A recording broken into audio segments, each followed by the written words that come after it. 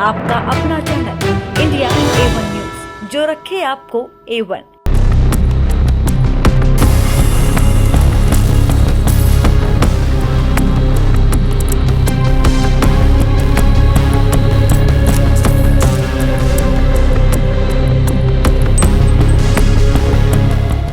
अब हर घर से एक एक बच्चा सनातन के लिए कफन बांध करके निकलेगा।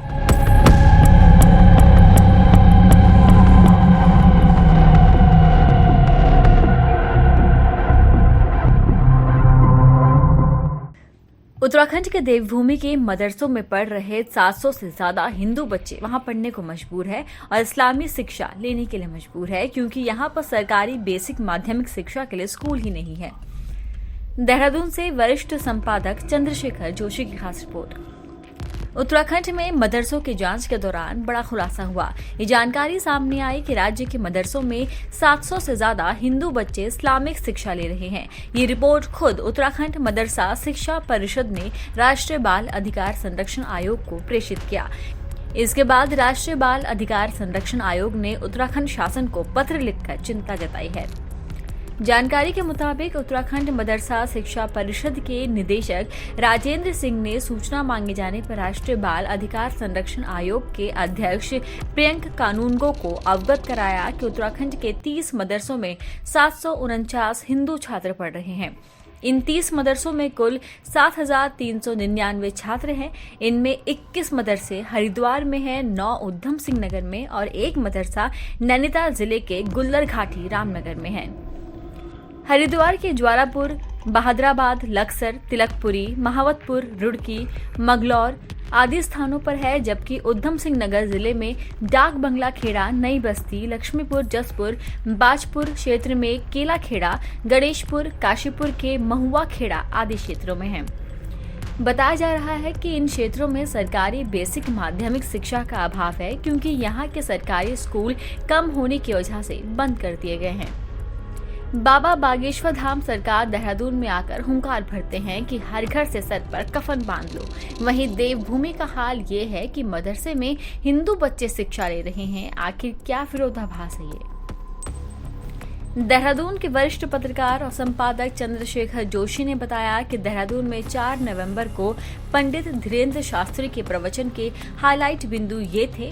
उन्होंने गंगा खनन का उल्लेख किया, कहा कि हर घर से एक एक बच्चा सनातन के लिए कफन बांध कर निकलेगा और उन्होंने कहा कि गंगा मैया का अवैध उत्खनन करके बड़े और पैसे वाले बनकर हिंदुओं पर अत्याचार कर रहे हैं। अपने अगले कार्यक्रम के बारे में उन्होंने बताया कि देहरादून में 5 दिन का दरबार लगने के लिए मुख्यमंत्री से बात हुई है, जहां संतों को एकजुट करेंगे।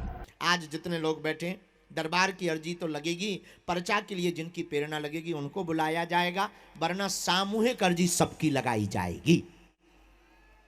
और हम यही, इस बार तो हमें कम समय मिला, हम निवृत्ति जी से और यहाँ के यशस्वी मुख्यमंत्री जी भी चर्चा कर रहे थे, वो भी विराजमान है। बहुत जल्दी अब हम देहरादून में आपकी श्रद्धा देखकर 5 दिन की कथा करेंगे और उस 5 दिन की कथा को करने का केवल एक उद्देश्य होगा, एक ध्येय होगा कि अब हर घर से एक एक बच्चा सनातन के लिए कफन बांध करके निकलेगा। इसका मतलब किसी को मारना नहीं है, किसी को काटना नहीं है, न किसी भी प्रकार की हिंसा करनी है। हम सनातनी लोग हैं। पूरे विश्व में अगर शांति चाहिए तो सनातन को स्वीकार करना ही पड़ेगा। और मेरे पागलों, हम तुमसे सिर्फ यही प्रार्थना करना चाहते हैं। लोग हमसे पूछते हैं आप दरबार क्यों लगाते हैं, चमत्कार क्यों दिखाते? हमने कहा आज तक इस देश में तथाकथित हली उल्लाह वालों ने फूंक लगाकर भोले भाले हिंदुओं का धर्मांतरण करवाया है और आज तक इस छोटे मोटे कस्बों में, गांव में जा जा करके भोले भाले हिंदुओं को बरगलाया है। लेकिन मेरे भारत के लोगों, हम तुम्हें बस यही बताना चाहते हैं कि अपना सनातन भी किसी से कम नहीं है और दुनिया की कोई भी शक्ति हनुमान जी के सामने टिक नहीं सकती है। जय सिया राम। इसलिए स्वधर्मे निधनम स्नेहा पर धर्मो भयावहा। अपने धर्म में मरना श्रेयस्कर। एक बात बताओ, किसी का O पॉजिटिव खून हो और उसे खून की जरूरत पड़े तो क्या दूसरा खून उसके बॉडी में जा सकता है? बताइए। ओ पॉजिटिव के अलावा कोई दूसरे ग्रुप का खून मिले, ओ पॉजिटिव ना मिले तो क्या चढ़ाया जा सकता? जवाब दीजिए, अरे जोर से बोलिए। जब शरीर में दूसरे ग्रुप का खून नहीं डाल सकते, उसको ये बॉडी नहीं झेल सकती, तो हम दूसरे मजहब को कैसे स्वीकार कर सकते हैं? हैं? हम दूसरे मजहब में, हम किसी के विरोधी नहीं है।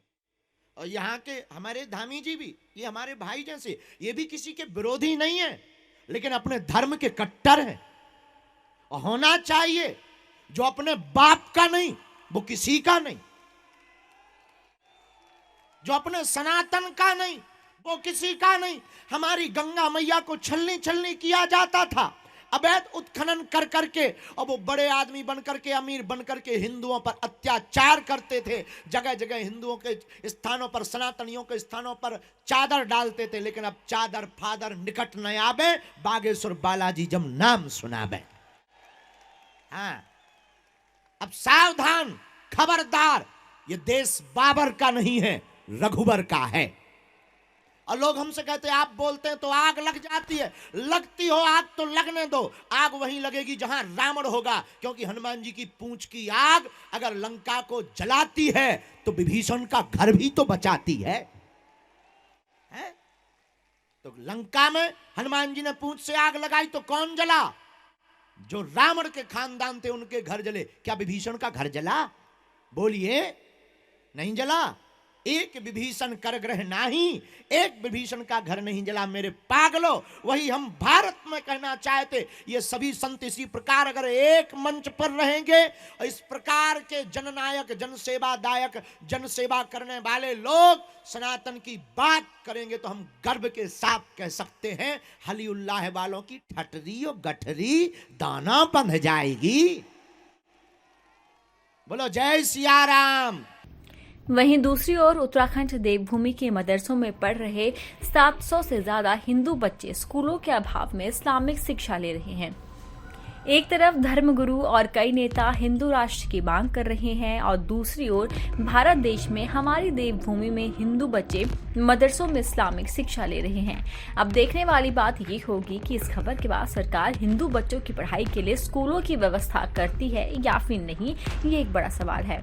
हिंदू बच्चे मदरसों में इस्लामिक शिक्षा ले रहे हैं। इस रिपोर्ट पर आपकी क्या राय है? कमेंट बॉक्स में जरूर लिखें। देश विदेश, राजनीति, व्यापार, बाजार, लाइफस्टाइल और फिल्मी दुनिया की ताजा तरीन खबरों के लिए देखते रहिए इंडिया A1 न्यूज, जो रखे आपको A1।